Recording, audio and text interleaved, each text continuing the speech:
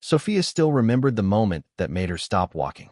It happened in the late afternoon, at the edge of a parking lot where a few scraps of food had been left behind near a trash bin. A cat was crouched low beside a curb, alert but distracted, its attention fixed on something edible near the pavement. Then a crow dropped from above like a shadow with wings.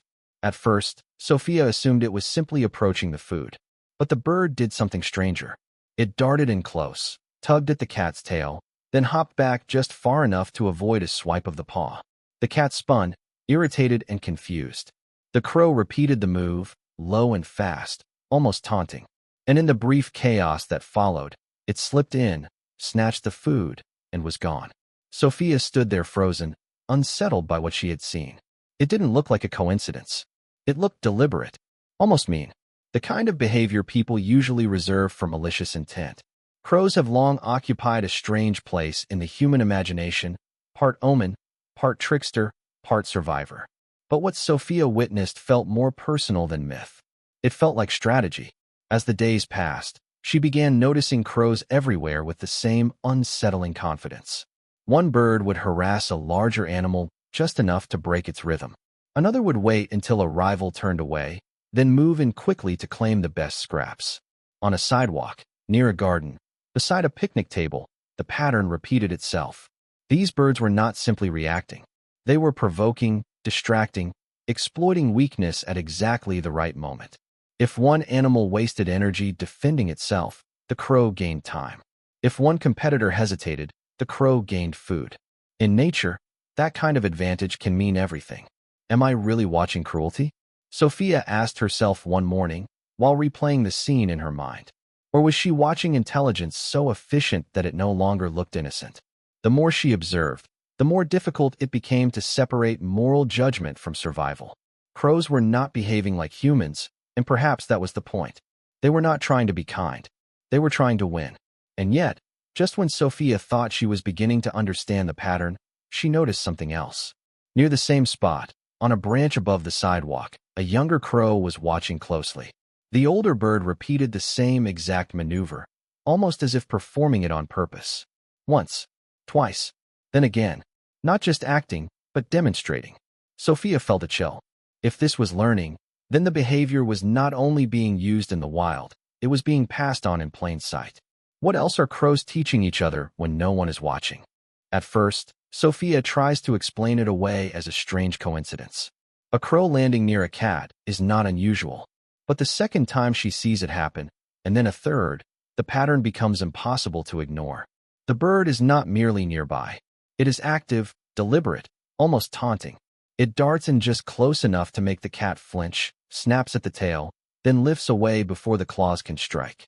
The cat lunges, misses, and in that tiny burst of confusion, the crow gets exactly what it wanted: space, momentum, and access to the food.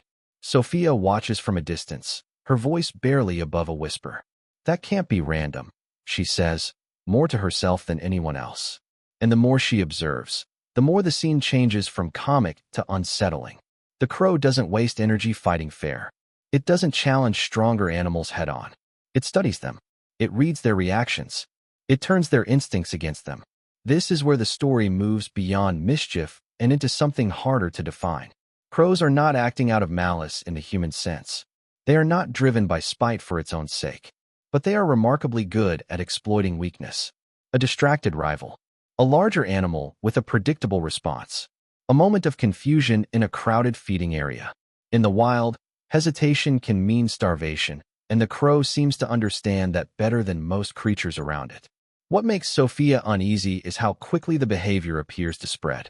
One crow starts the disturbance, another waits nearby, and the moment the cat is forced to retreat, the others move in like a coordinated wave. There is no wasted motion, no panicked energy.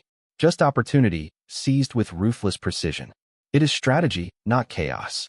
And strategy, when seen without human sentiment, can feel colder than cruelty. Then Sophia notices something else. Off to the side, half hidden by the fence in the shadow of a low branch, a younger crow is watching. Not feeding, not calling, watching.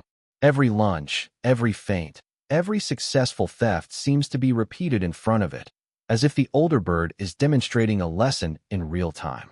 The adult crow returns to the same move again and again, almost theatrically, while the younger one tracks every motion with unnerving attention. Sofia goes still.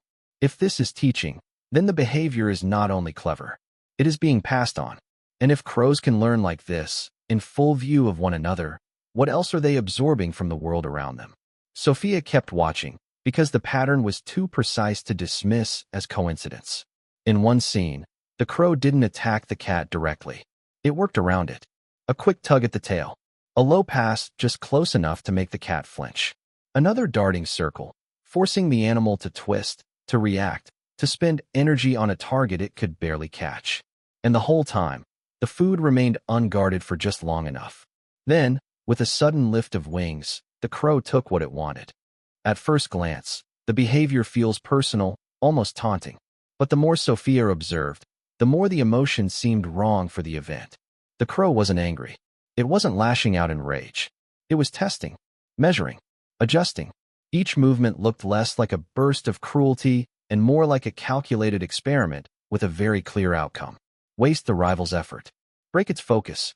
Open a narrow window. Exploit it. That's when the larger question begins to emerge. Crows do not simply survive by being clever in the abstract. They survive by reading the world in real time, especially the parts other animals ignore. A cat's attention, a dog's hesitation, a human's delay, a moment of panic in a flock. What seems chaotic from the outside may actually be a highly refined system of opportunism, built through experience and passed along socially. One crow learns, another copies. Suddenly, the behavior spreads. And if that sounds cold, that may be because we keep translating animal intelligence through human morality. We want animals to be nice, fair, innocent. But nature rarely rewards innocence. It rewards results. A crow that can provoke, distract, and steal without risking injury has a better chance of thriving than one that plays by rules no one else follows. In that sense, the behavior is not evil. It is efficient. Sofia found herself unsettled by that realization. Not because the crow had become monstrous, but because it had become understandable in a way that removed the comfort of mystery. There was no villain here. No moral darkness in the human sense. There was strategy, memory, and a mind capable of turning another creature's frustration into an advantage. And then came the detail that changed everything. The crow wasn't just acting. It was watching. Nearby, a younger bird stood still, alert, almost attentive to every move. The adult repeated the sequence again, slower this time, as if demonstrating the trick on purpose. Sofia leaned closer, aware that she was no longer looking at a simple act of survival. She was watching behavior being performed, refined, and possibly taught. Which raises a far more disturbing question. If crows can learn in the open, what exactly are they practicing when no one is there to see?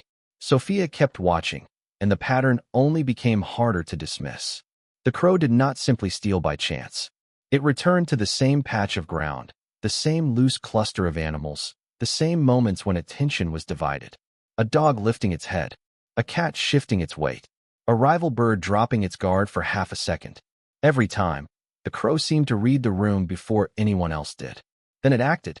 What looked like mischief began to resemble timing, precision, even restraint. At one point, Sofia saw the crow land just far enough from the food to draw the cat's attention.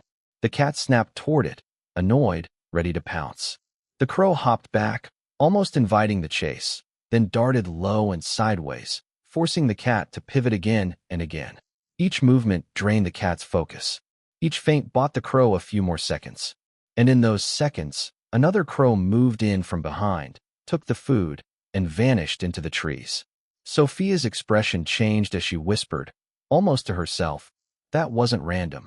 It was hard not to feel a chill, because the bird wasn't merely reacting. It was shaping the behavior of others, using their instincts against them. In the language of survival, that kind of intelligence is not about fairness or cruelty. It is about advantage. And then came the detail that made everything more unsettling. A smaller crow stayed on the edge of the scene, watching, not feeding, not fleeing, just observing. When the adult repeated the sequence, the younger bird shifted its head, tracked every move, and then mimicked the same approach minutes later, as if rehearsing the lesson in real time. Sofia noticed it immediately. The same hesitation, the same feint, The same calculated retreat. It was not a coincidence. It was instruction. The adult crow had turned a public encounter into a living classroom. That changes everything. Because once a behavior can be learned, copied, refined, and passed on, it stops being just an instinctive trick. It becomes culture, a strategy shared across a social world. The crow wasn't born knowing only how to survive. It was learning how to outthink, how to exploit, how to teach. And if a bird can teach deception in the open, what else is being taught out of sight? If this is the kind of intelligence crows are displaying in plain view, imagine what happens when no human is there to witness it. By the time Sofia finally pulled her gaze away from the birds, the scene no longer felt like a prank or a cruelty she could reduce to a simple human label.